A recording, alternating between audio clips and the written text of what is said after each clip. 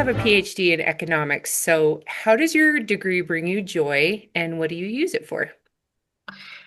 Thank you for asking. Yes, I studied economics as an undergraduate, also did my doctorate in economics. I believe that all knowledge is connected. And sometimes you have to look a little harder than other times to find the connections. But I think that all knowledge is connected in some way.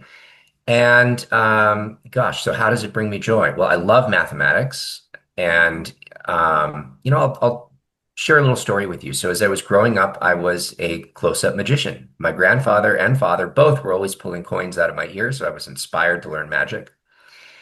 Um, During my PhD program in economics, it was a very math-heavy program. Um, I encountered a lot of puzzles and had fun solving these puzzles. And there's one particular category of puzzle that thrilled me more than any other, and that was paradox. So, a paradox is the illusion of a contradiction. Of course, there are no real contradictions. In reality, there can only appear to be. Um, but nonetheless, this is a very interesting type of puzzle to me when it can seem like you have an inconsistency, but of course there actually is none, and you have to figure out what is the solution, what is the real explanation.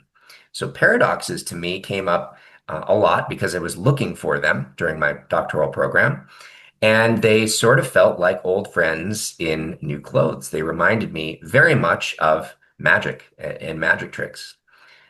Just with no rabbit and no hat. We were working exclusively in the conceptual realm, right? There was nothing tangible with the paradox. It was all conceptual.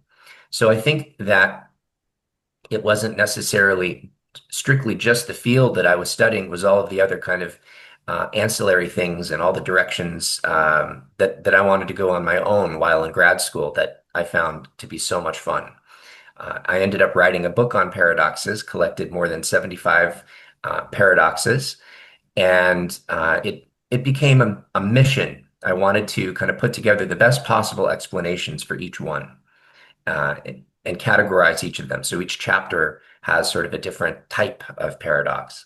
So that was a project of many years, and it all came out of studying economics, which is sort of a seemingly unrelated thing, but it was through studying economics that I got really turned on to these paradoxes.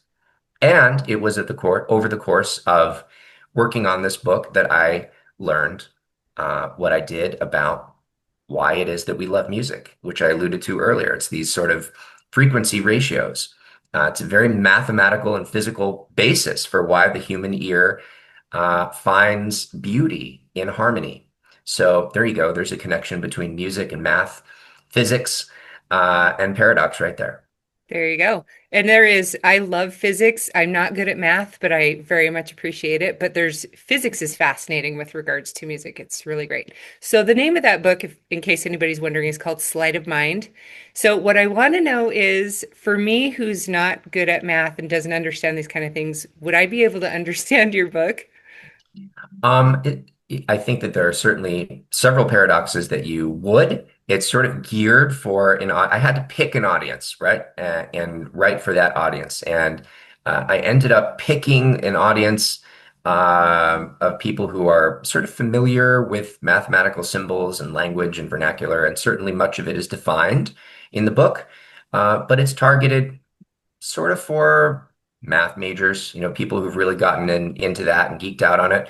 That said, there are definitely some that you would be able to understand with no trouble at all and wouldn't need any kind of background in math. So I would like to think that there's something in there for everybody.